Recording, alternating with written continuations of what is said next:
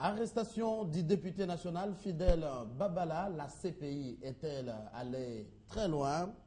Et après les M23, les FDLR, la MONUSCO s'engage à tout faire pour mettre fin à cet autre groupe armé dans la partie Est, mais un groupe venu du Rwanda et autres groupes armés tels que le chef de l'État vient d'ailleurs d'appeler à tous les jeunes de la partie Est du pays à se désolidariser des groupes armés et à ces groupes armés de se rendre et de se conformer à la loi. Alors, ces sujets étant d'autres, on en parle tout à l'heure, dans Ça fait débat, qui accueille Papi Tamba. Vous êtes cadre du PPRD, bienvenue.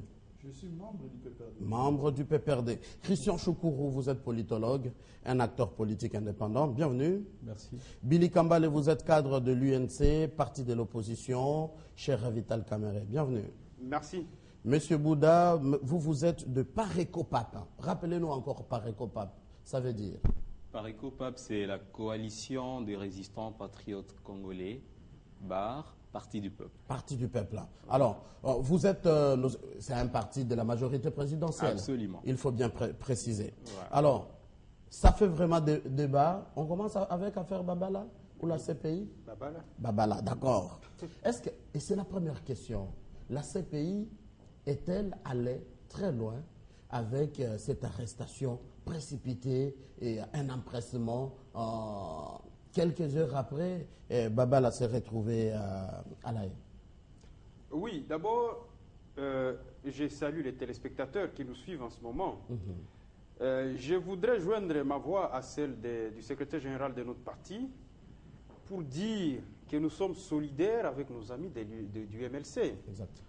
D'abord, cette arrestation, c'est comme une insulte aux Congolais. Parce qu'il n'y a pas peu. Le président Kabila venait de dire que nous allons nous occuper de tous les détenus qui sont dans les prisons à l'étranger. Il y a peu, ils viennent de faire leur concertation. Effectivement, si leur concertation a eu un peu de crédit, c'est entre autres la participation du MLC. Mais on est en train de payer le MLC à monnaie de singe. Tenez, Mathieu. Je ne peux pas comprendre qu'un député élu, le procureur général de la République envoie une cohorte de policiers, il paraît que c'était une cinquantaine, à 2 heures du matin. Ça veut dire dans ce pays, l'honorabilité n'existe plus. Il n'y a pas que Babala, il y a aussi Nzangi et d'autres. Petite question. C'est-à-dire... Petite question, on y va rapidement. Est-ce que pour la RDC, ce n'est pas seulement question d'engagement et de respecter cette convention de Rome? Non.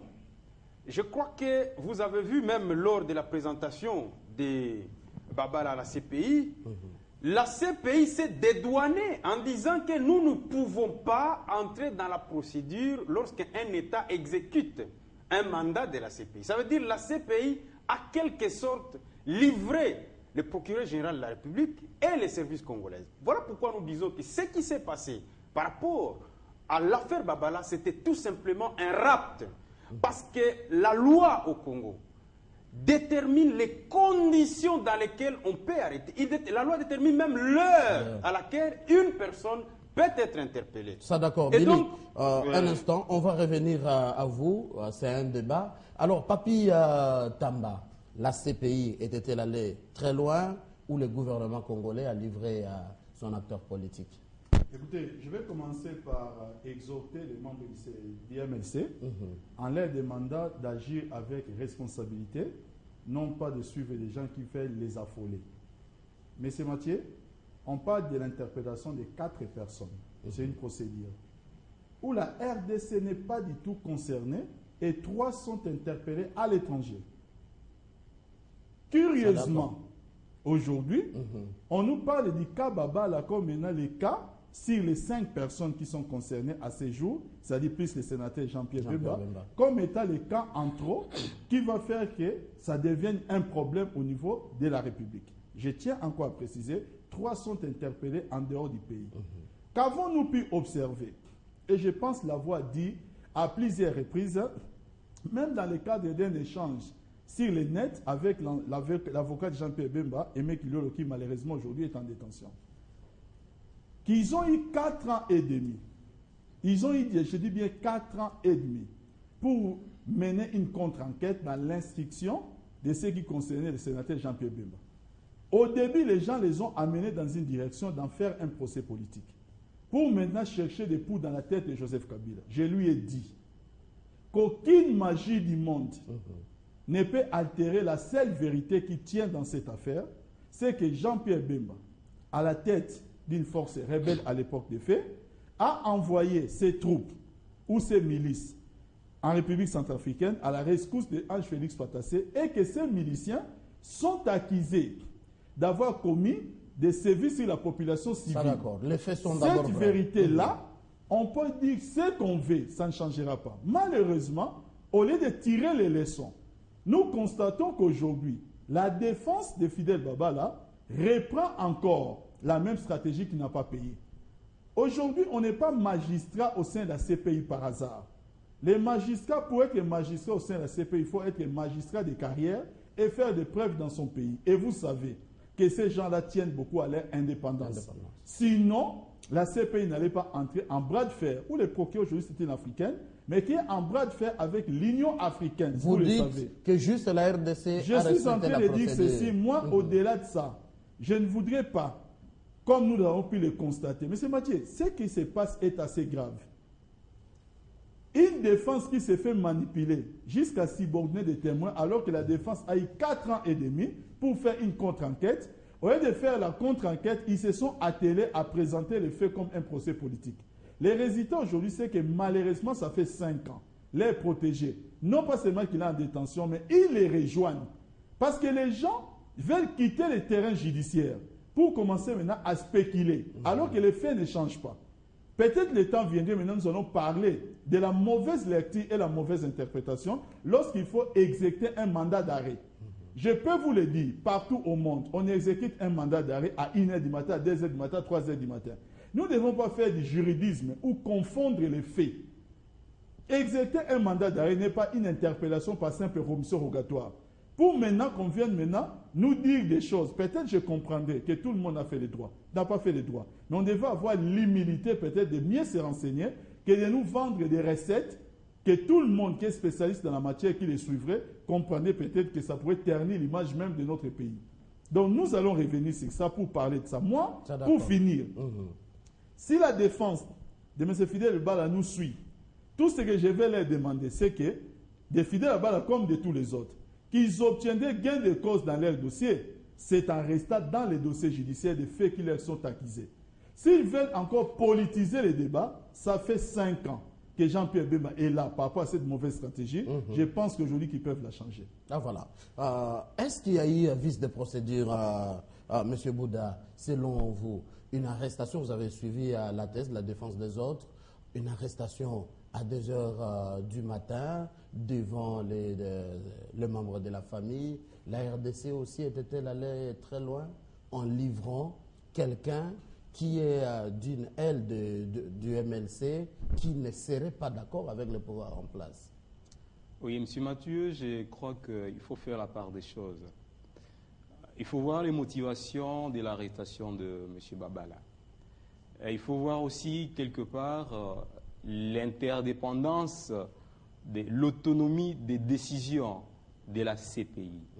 La RDC est signataire des chartes vis-à-vis de la CPI. La RDC ne peut pas contraindre les décisions de la CPI dès lors qu'on a demandé qu'on arrête quelqu'un qui est en République démocratique du Congo. Et si au moins les fautes, les charges qui sont attribuées à Babala, si elles ne sont pas correctes, Babala va se justifier, il va rentrer.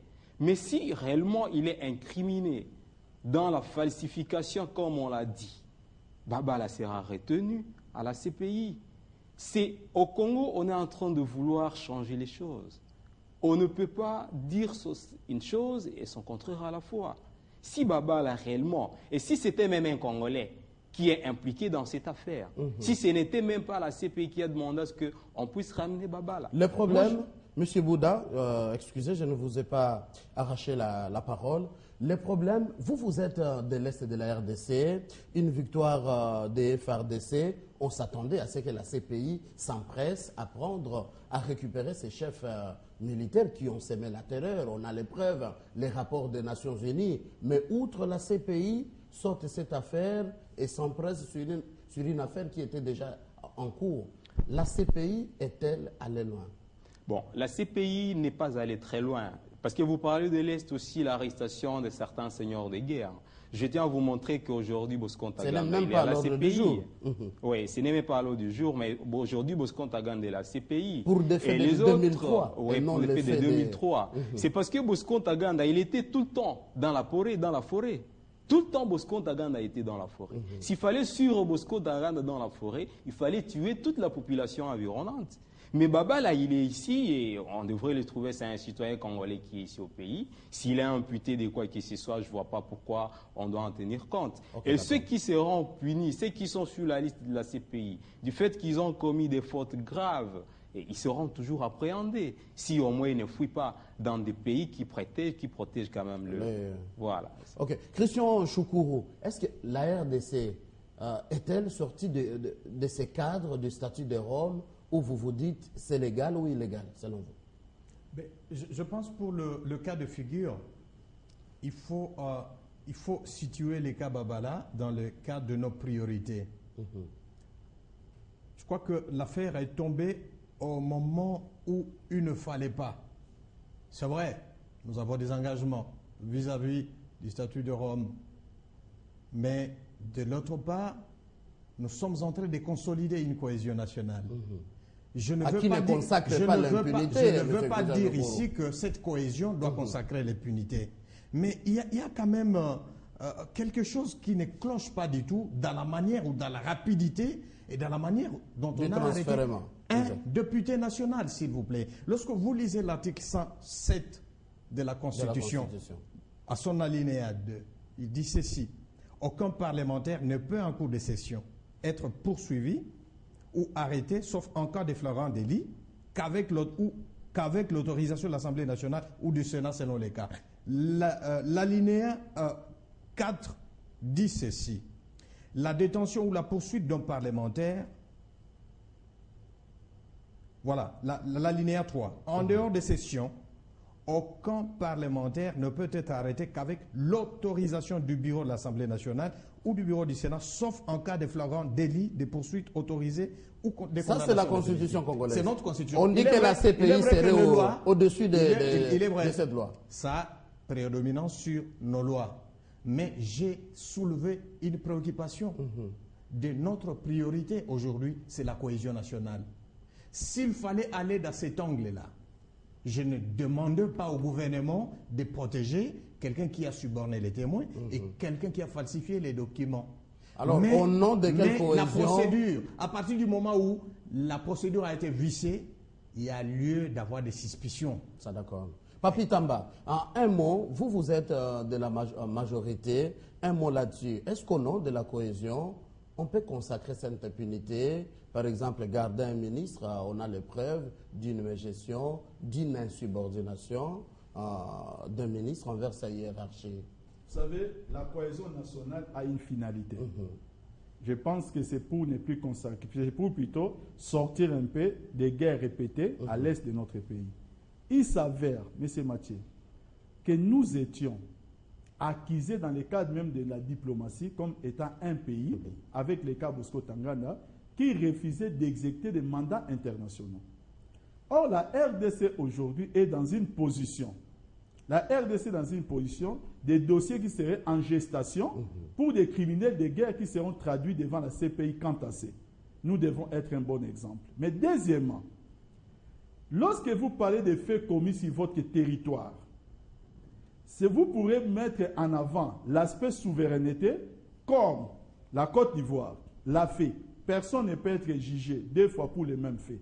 Avec les cas Babo et les cas du jeune là qui était avec les cas Simone Babo et les cas du jeune, celui qui s'occupait de la jeunesse de Babo, j'ai oublié son nom, de l'Ivoirien.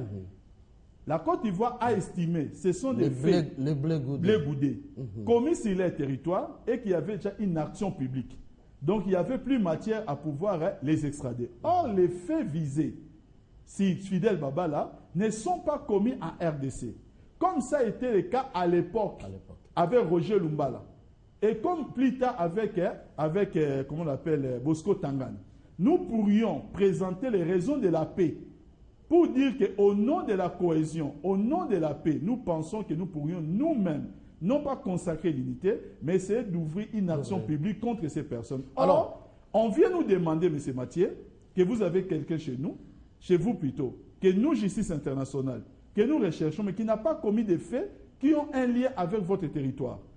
Et devant cette matière, la responsabilité ne serait que d'exécuter un mandat. Ne pas l'exécuter, c'est encore de tomber dans les accusations de dire que nous refusons d'exécuter les mandats internationaux. C'est pourquoi on ne peut pas énerver tout un ordre diplomatique qui est en train d'être mis en place avec les résultats qui sont plutôt éloquents par rapport à un cas isolé, je tiens encore à les répéter ici pour finir, qu'on a interpellé 4 personnes.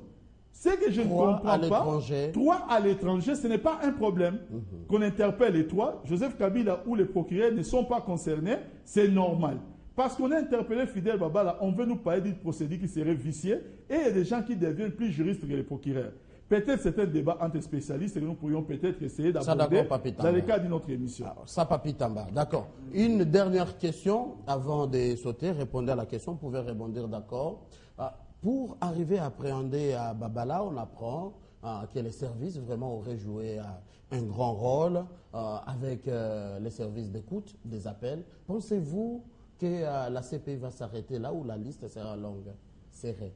Monsieur Mathieu, avant de répondre à votre question, attendez-moi à rebondir sur certains faits dont je viens d'apprendre ici. Il faut d'abord connaître que l'affaire Babala, si vous suivez réellement, vous n'avez même pas besoin d'être juriste pour savoir qu'il y a une sorte d'acharnement dans l'affaire Bemba. Et pourquoi? Lorsque la procédure était déjà presque épuisée dans le cas de l'audition des témoins et du procès Jean-Pierre Bemba. Ils étaient pratiquement à la fin. Il y a eu même, ça veut dire, tout le monde a suivi à la télévision comment les témoins étaient en train de se succéder à la cour. Et tout le monde a suivi le procès Jean-Pierre Bemba. Lorsque nos amis de la majorité sont en train d'aborder cette question, je me demande, est-ce que nous suivons les audiences à la Cour pénale internationale? Pourquoi nous parlons d'une certaine politisation? Tenez, M. Mathieu, le mandat a été émis le 20 et le 23, on appréhende Babala comme un malfrat. Nous, ce que nous disons, c'est que les Congolais doivent recouvrir une certaine dignité. Les Congolais, vous avez suivi l'affaire de l'Arche des Zoé. Lorsque Éric Breteau et Lalouche étaient appréhendés au niveau de la Centrafrique, qu'est-ce que Sarkozy avait dit? J'irai prendre les Français, quoi qu'ils aient fait. Parce qu'eux, ils ont une notion de la dignité de l'homme. Et nous, et je réaffirme... Ça, c'est un jugement. Donnons le point de vue. Ce n'est pas un jugement. Arrêtons-nous au point de vue, les amis. Nous devons d'abord défendre les Congolais, quoi qu'ils aient fait. C'est d'abord un principe sacro-saint pour tout État souverain. Mais ce qui se passe au Congo, vous venez de poser la question tout à l'heure. Mais comment les gens qui ont commis des crimes avérés, qui sont même dans la liste noire de notre propre armée, on a publié dernièrement une décision gouvernementale où certaines personnes accusées de crimes contre l'humanité ne peuvent plus figurer sur la liste des forces armées de la RDC. Il n'y a aucun mandat, même du procureur général de la République, contre ces individus. Mais ce sont les députés. Vous savez que le cas Babala est en train d'occulter un autre cas très grave. Vous ne répondez pas à la question. C'est le cas honorable Nzangi. Vous ne répondez pas à la question. Pourquoi, selon vous, cet acharnement sur Babala? Il est de l'aile du MLC, qui bouge trop, qui résiste trop, qui dit non. Vous avez répondu à votre question. Il y a peu, c'est-à-dire il y a une succession des événements. Voilà pourquoi nous sommes en train de parler d'une certaine suspicion. Nous sommes en train de soupçonner une main noire politique dans cette affaire. Parce qu'il n'est pas compréhensible que M. Babala venait de désavouer Réaction. tous ceux qui vont prendre part au gouvernement de l'Union nationale. Un peu de temps après, on l'arrête. Ah, vous avez fini par parler. Et plus encore, je vais chuter par là, M. Mathieu, le groupe parlementaire MLC prend la décision de quitter et de ne plus siéger. Et vous savez, moi je demande tout simplement au président Minakou, référez-vous à la sagesse de ceux qui vous ont précédé. À l'époque, lorsque le président Kamere était président de l'Assemblée nationale, en cas de remous, il appelait les gens, il les écoutait. C'est la moindre des choses. Moi je dis que les problèmes que le MLC pose sont des problèmes sérieux. Il faut que l'on puisse analyser pourquoi les députés nationaux. Parce que demain, ce sera M. Minakou et il va se retrouver dans la même situation. Les députés n'ont plus son honorabilité. On aborde la deuxième thématique. Le temps nous presse. Nous venons de l'apprendre selon l'agence France Presse que le président de la République, Joseph Kabila, vient d'arriver à Rutshuru au moment où nous parlons. Et selon une source de la présidence, il va tenir... c'est juste une adresse à la population dans les petits stades de la cité. Et demain, il va se rendre à Goma, chef-lieu de la province du Nord Kivu. Alors, ce qui nous intéresse, nous, déjà à Beni, le chef de l'État a dit la RDC va imposer l'autorité de l'État des forces partout sur l'étendue de la République, surtout dans la partie Est. Le chef de l'État a appelé les jeunes à se désolidariser des groupes armés. Une décision qui vient d'être relayée par Martin Kobler, qui dit, après les M23, c'est maintenant les FDLR qui seront aussi poursuivis. Papi Tamba, on commence avec vous. Merci, M. Mathieu. Très rapidement, comme vous avez dit qu'on pouvait rebondir, exact. Je vais juste apporter des petites précisions. Sur la première thématique. Vous l'avez dit. Premièrement, l'affaire de l'arche des Zoé, ces gens n'étaient pas recherchés par une justice internationale. Aujourd'hui, il y a même les procès en France. Exact. On a fait un transfèrement des juridictions. Ça, c'est important. Deuxièmement, la plainte de ceux qui visent M. Babala, cette plainte-là a été émise par le bureau du procureur, qui, à la suite de l'audition des témoins, ce bureau du procureur a mené des enquêtes. Il faut bien préciser, le bureau du procureur de la CPI. Exact. Et qu'ils ont trouvé à la fin qu'il y avait matière à porter plainte pour que les juges au niveau de la CPI se prononcent afin qu'il y ait des arrestations, non pas seulement RDC. Un cas sur 5, les autres sont arrêtés à l'étranger. Essayer de politiser ce genre de débat, c'est de ne pas aider la défense de Fidel Babala. Je pense que, comme l'a dit mon ami, s'il veut s'en sortir, il faut qu'il se concentre sur les faits. Et puis, il n'y a pas d'immunité en ce qui concerne un mandat de la CPI. Ça n'existe pas. Parler de l'immunité parlementaire on a vu au Kenya, M. Ruto. Non, j'ai dit ça n'existe pas. C'est un mélange de genres. Donc c'était juste une petite précision pour qu'on ne laisse pas, on ne peut pas être sur un plateau, écouter ce genre de choses et les laisser passer. Après le M23. Maintenant, mais je pense que tous les combats des Congolais aujourd'hui, c'est de finir avec les cycles à répétition des forces rebelles sur notre territoire qui existent depuis un certain nombre d'années. Ça existe bien, et plutôt c'est fait ça notre détermination.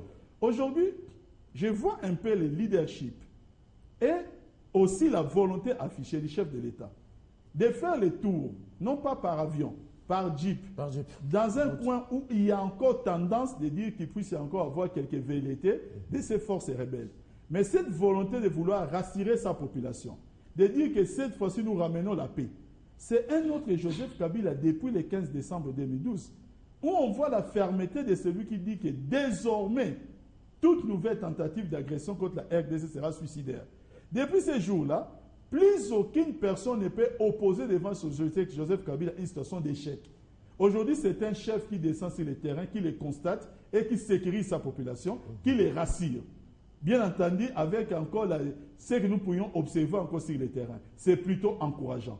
Tout ce qui reste pour les Congolais que nous sommes à ce stade précis, c'est de dire que nous devons soutenir nos FARDC, soutenir l'action politique menée à la tête de l'État, pour que nous puissions, après la traque de M23, les autres Maïmaïs sont en train de rendre les armes, mais même les FDLR ne sont pas amis des Congolais.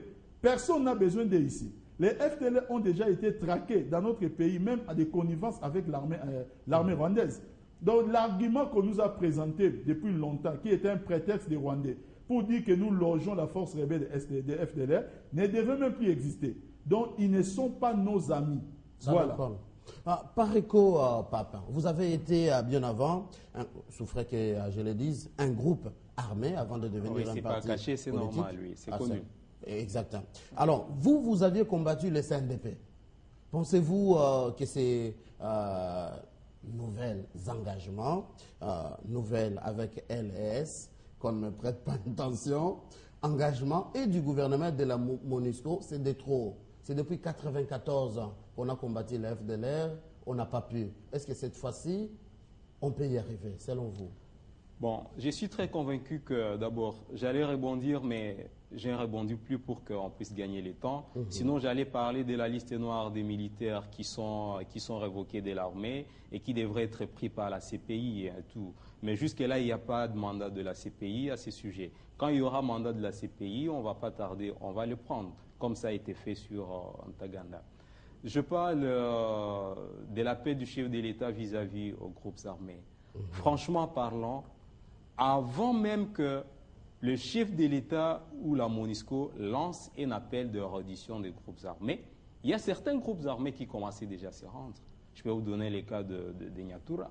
Ils commençaient déjà à se rendre. Parce qu'il y a de ces groupes armés qui, de par leur existence, c'est suite à l'agression que le pays a eue. Mais dès lors qu'on a mis en déroute l'ennemi, ils étaient obligés de se rendre d'eux-mêmes.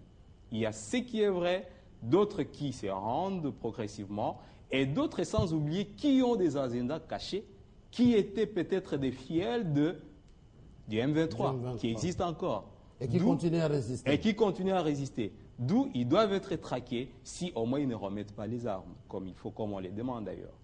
Vous parlez de FDLR. Vous savez, depuis 1994, les FDLR sont ici au Congo. Personne n'a hébergé les FDLR au Congo. Mais dès lors qu'on a dit, voilà, les ennemis des Congolais, c'est toute personne qui peut venir violer, tuer, massacrer les Congolais, inclut maintenant le FDLR, la nouvelle cible. Mais dès lors qu'il n'y a plus M23, et ces groupes armés sont en train de se rendre, et ceux qui ne se rendent pas, ils seront sur la même ligne que le M23, les FDLR doivent rentrer chez eux pour que les Congolais trouvent leur paix. On ne voit pas si vous allez dans les fins fonds des Calais, dans les fins fonds des Ngweche, des canyons là, vous allez trouver qu'ils ont érigé des barrières, ils ont fait des champs, et tout au long des parcs, vous trouvez comme sont des chefs coutumiers. Ils se marient, ils font du n'importe quoi comme s'ils étaient chez eux au moment où il fallait que ce soit les Congolais. Ils traumatisent les Congolais même.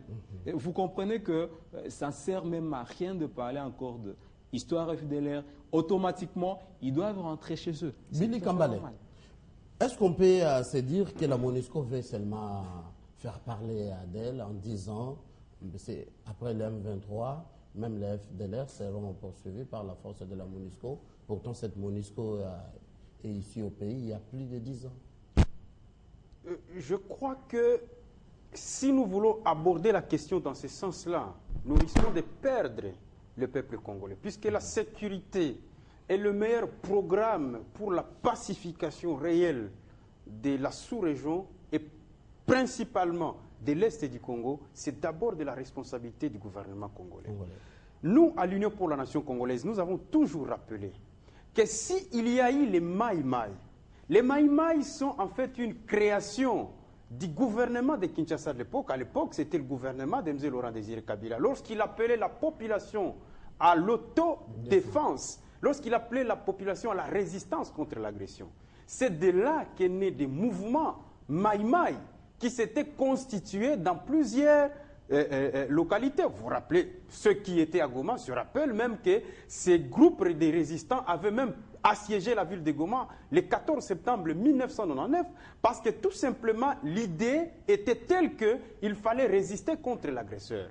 Mais malheureusement, lors de la réunification, il n'y a pas eu un programme conçu et précis qui devait les intégrer. Alors qu'à l'époque, le président Kamere et d'autres qui étaient aux commandes proposaient au gouvernement de l'époque qu'il fallait réactiver les services nationaux. Parce que lorsque quelqu'un a été porteur d'une Kalachnikov et vous le laissez dans la rue, même si vous lui donnez $100, comme j'ai vu ce programme que nous tous, qui n'a jamais d'ailleurs intéressé personne, des armes contre $100, ça c'est des pratiques qui ne peuvent pas constituer un gage. Il faut réactiver le service national parce que nous sommes non seulement une opposition, mais une opposition de propositions. Nous disons encore une fois, ne répétez pas les erreurs du passé. Ça ne sert à rien qu'on effectue des tournées. Encore que ces tournées sont improvisées après que le président Kamerhe ait dit qu'il allait faire une tournée, on se précipite. Mais je dis que la population de l'Est a besoin de programmes cohérents, a besoin de programmes qui permettent à ce que ces jeunes qui quittent les forces armées... Vous faites bouger les gens de la majorité. Et je veux dire, et je termine par là, que si nous voulons que la paix puisse être établie, de un, on ne doit pas faire la prime à la criminalité. Parce que vous allez voir dans les tout prochains jours, nos pauvres gens, les Maïmaï, qui se sont battus dans le cadre de la résistance, ils vont vouloir intégrer l'armée, mais quand ils vont se retrouver dans l'armée, ils seront pilotés par ceux qu'ils étaient censés combattre depuis hier. On l'a vu avec le programme Amani. On l'a vu avec le programme Amani, où les gens qui ont mené une résistance contre le CNDP ont retrouvé encore les ténors du CNDP à la tête des brigades. C'est ça que nous sommes en train d'interpeller pour dire ne commettez pas les erreurs du passé. Il n'est jamais tard pour bien faire les choses. Christian Choukourou, quand le président de la société civile de Rutshuru, Jean-Claude Babanze, dit ceci, il y a beaucoup de problèmes, la sécurité, la réinsertion des groupes armés, les retours des déplacés, les encadrements, le chômage accru, des enfants qui ne vont pas à l'école. Cette visite, un conseil de ministres à Goma, probable pour lundi, une des solutions avant d'aborder l'offensive contre les groupes armés. Permettez, Mathieu, que je fasse un point sur ce que j'ai entendu ici. Toujours par rapport au cas Babala, parce que c'est l'actualité, il faut qu'on en parle. Il a évoqué le cas de la Côte d'Ivoire avec Charles Blé Goudé, mais je lui rappelle aussi que la même Côte d'Ivoire, quand il s'agissait de Mme Simone Gbagbo. Oh, on rentre à la première thématique. Quand il s'agit de Mme Simone Gbagbo, la Côte d'Ivoire, connaissant ce qu'il cherche, la cohésion nationale, dit niet à la CPI. Parce qu'il s'est rendu compte qu'avec Laurent Gbagbo, ça a créé une fissure au sein de la société ivoirienne. Et donc, par rapport à ses priorités, il a dit, nous-mêmes, nous allons juger Simone Gbagbo au pays. Subornation de témoins, falsification de documents. Pourquoi cette précipitation-là? Je réponds à votre question, mais en disant que la politique, elle est dynamique. J'aimerais voir si un cas pareil arrivait à la majorité, si la même promptitude sera de mise. Ah, je ne vois pas quelqu'un de la majorité... la politique, c'est comme une roue, ça tourne, elle est dynamique. D'accord. Je réponds à votre question. Je pense effectivement que ce Conseil des ministres ne se tiendra pas pour le plaisir de le faire. Les problèmes sont réels. De personnes qui ont laissé leur champ et qui constituent pratiquement leur vie quotidienne pendant autant d'années à cause des bandits du M23. Je crois que le gouvernement, en se réunissant au Conseil des ministres, doit prendre des mesures qui s'imposent pour soulager ces gens. J'ai vu les chefs de l'État à bord de sa Jeep, sur des routes quasiment inexistantes. Ça doit interpeller. Ça doit interpeller. Je crois qu'il a de la matière et l'essentiel, je crois que le nécessaire sera fait parce que c'est aussi une manière de soulager ces gens si on leur donne ces infrastructures routières. Je crois que c'est une façon de les soulager. C'est important. Vraiment, je ne mérite pas qu'on y aille parce qu'il faut y aller, ça fait longtemps et que, bon, il faut que l'image revienne, c'est vrai, c'est la politique, mais il faut vraiment aller dans l'esprit de soulager ces gens. Ils n'ont pas mérité cela et donc il faut que quelque chose soit fait pour qu'ils soient effectivement soulagés. La MONUSCO contre l'FDLR. Ben écoutez, la MONUSCO est là avec ce mandat-là. En appui, bien entendu, à nos forces armées. Il faut qu'on se le dise. La brigade d'intervention est venue aussi pour ça. Les KFDLR. Le gouvernement, qu'est-ce qu'il n'a pas fait pour éradiquer ce cas-là? M. Kagame lui-même a fait une expédition, excusez-moi. Qu'est-ce que ça a donné? Je pense effectivement que ce cas C'est la communauté internationale qui doit nous aider à extirper ces phénomènes sur nos territoires. Il faut que cela soit connu, il faut que le moyen aussi soit conséquent par rapport à ces phénomènes. Nous ne l'avions pas mérité. C'est la même communauté internationale, je le rappelle, qui a voulu que ce gens-là soient transportés sur notre territoire. Il faut que cette même communauté internationale fasse tout ce qui est à son pouvoir pour mettre fin définitivement à ces phénomènes sur le territoire congolais. On conclut, il nous reste juste 10 minutes. 10 minutes pour conclure. Chacun peut prendre 2 minutes et demie. On les respecte. Visite du chef de l'État à l'Est, la MONUSCO qui s'engage vraiment à éradiquer ces groupes aussi, l'FDLR, les gouvernements contre tous ces groupes armés.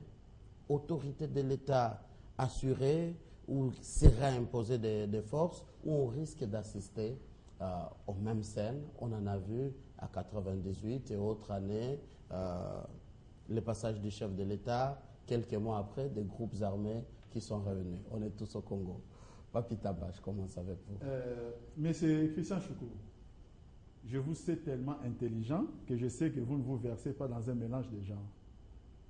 Madame Babo avait déjà une action publique ouverte. Là, on revient encore en arrière. Je dis qu'on est sur les plateaux pour ne pas faire passer certaines choses. D'accord.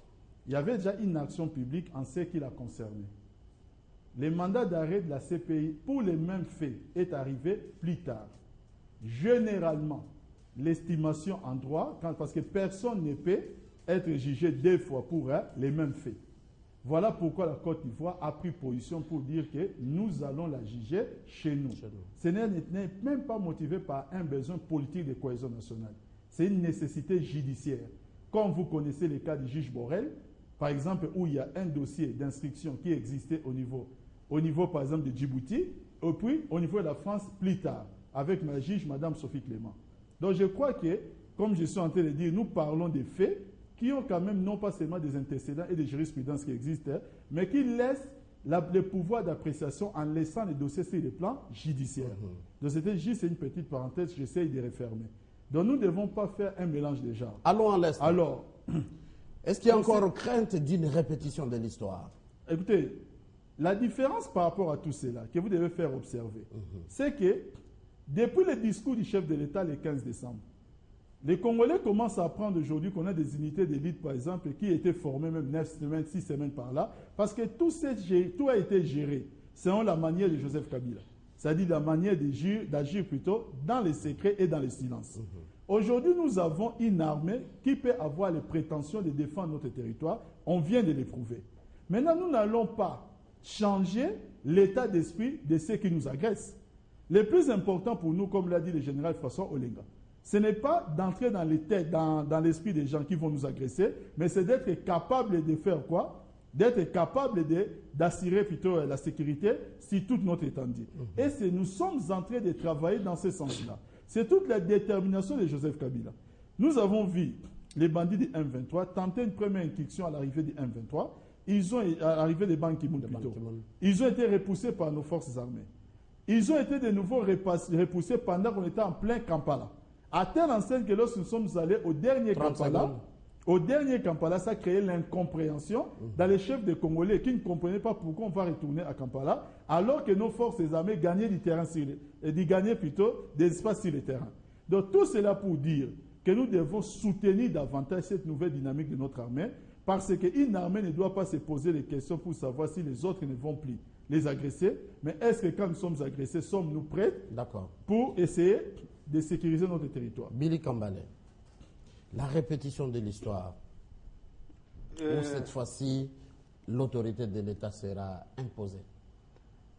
Nous disons que pour nous, si nous abordons la question de l'Est, c'est parce que le président Kamere a été dans le processus de paix depuis le début. Donc nous connaissons les faiblesses, voilà pourquoi nous avons toujours eu la tendance d'attirer l'attention pour dire attention, vous prenez une mauvaise direction. Il est faux d'affirmer que ce sont les unités d'élite. Arrêtez de vous moquer de nos vaillants soldats qui ont été là depuis le début. les soldats qui ont gagné le M23 sont ceux qui s'étaient repliés sur Minova, messieurs. Il a suffi qu'on enlève les généraux et les officiers qui étaient là en connivence avec l'étranger, même lorsque notre vaillant combattant, le général Olenga, a fait son interview chez Colette Brackman, il a bien signifié que lui-même d'ailleurs a failli être victime de quelqu'un qui est venu jusque presque dans son bureau. Donc nous étions infiltrés jusqu'au sommet. Deuxième chose, j'aimerais dire par rapport à ce qui concerne la justice, parce que c'est le mot de la fin, le cas Babala, il ne faut pas faire de l'amalgame. Lorsque moi j'ai parlé de l'affaire Arche des Zoé, j'ai dit que pour des questions de dignité du peuple français, le président Sarkozy avait dit « j'irai prendre les Français quoi qu'ils aient fait ». Et il l'a fait. Parce qu'ici, nous sommes en train de parler de la dignité du Congolais. Et même de l'opportunité. Un dossier de justice internationale. C'est là justement qu'il y a de l'amalgame. Parce que nous avons une jurisprudence de notre propre pays. Il s'agissait aussi de la justice internationale quand Bosco Ntaganda, non seulement Bosco Ntaganda a été protégé par le gouvernement de Kinshasa, on lui a aussi donné un grade. Monsieur Bosco Ntaganda, on lui a donné les commandements depuis l'Ituri jusqu'au Nord Katanga. C'est ce même gouvernement. Donc, nous disons, nous... C'est quel genre de commandement ça? On ne connaît pas ça, Billy Kambale. Vous ne connaissez pas ça? Le programme Amani. Qui était d'ailleurs piloté par votre président? Jamais. Alors, vous ne connaissez pas l'histoire. Dans mon 1 minute qui me reste, je vais vous dire que le programme Amani commence après mars 2009. C'est là que commence l'exécution où on donne le pilotage à Malou Malou et la coordination à l'abbé Baala. Le président Kamer, je vous rappelle qu'il est parti de l'Assemblée nationale le 23 septembre 2009. Donc, il ne faut pas faire de l'amalgame. Le président Kamer n'a jamais été dans le programme Amani. Jamais.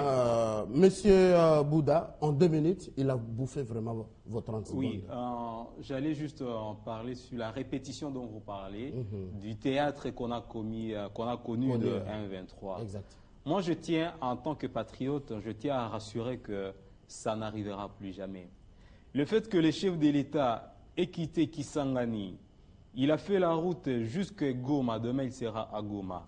J'ai ouï dire qu'il a laissé même 3 de ses jeeps dans la route parce que, impraticable, il a eu des audiences, la population a eu des audiences non demandées. Parce qu'ils ont eu, la population a eu à échanger avec les chefs de l'État. Quand il était coincé même dans ces routes avec autant de camions, il s'est rendu compte que... On l'a vu lui-même qui prenait note d'ailleurs. Voilà, c'est un message fort. Il s'est imprégné de la situation. Auparavant, il était peut-être, je ne dirais pas qu'il était dans son fauteuil, mais il était là, il ne faisait qu'écouter les conseillers. Il était qu'écouter les conseillers, les collaborateurs.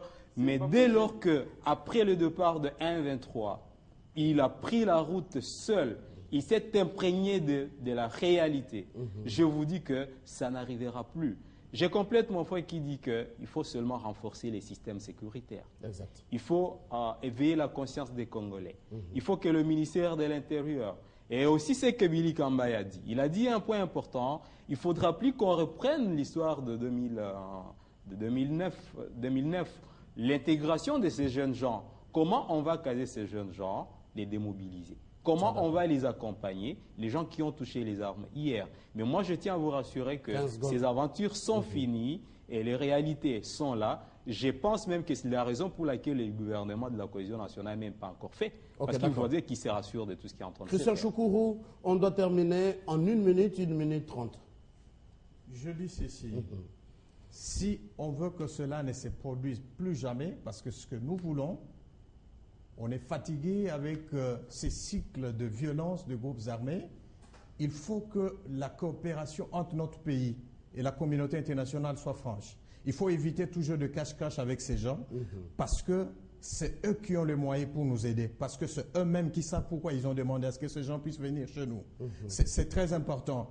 Mais aussi, il faut que nous Congolais, que nous puissions disparaître pour que vive notre pays. Parce que depuis longtemps, on s'est rendu compte que c'est des sentiments des individus qui ont crucifié ce pays Au lieu que le pays vive, c'est des individus qui vivaient. Ça, plus jamais. Il faut qu'on soit conséquent avec les sangs de nos martyrs qui ont été versés sur le champ de bataille. Il ne faut pas que ça se répète et cela plus jamais. Christian Choukourou, politologue, vous êtes un acteur politique indépendant. Papi Tamba, vous êtes, j'allais dire cadre du PPRD. Membre du PPRD. Billy Kambale, vous êtes cadre de l'UNC, parti de l'opposition. Monsieur Bouddha, vous êtes cadre de Pareco, PAP, également parti réunis au sein de la majorité présidentielle. Merci d'avoir décrypté pour nous l'actualité. Merci, c'est nous qui vous remercions. Ah ouais, c'est juste une coïncidence, les amis, on ne voulait pas le dire, hein, que tous les invités se retrouvent en cravate noire. C'est juste une coïncidence. Merci de nous avoir suivis et très bonne continuation de nos programmes. Merci.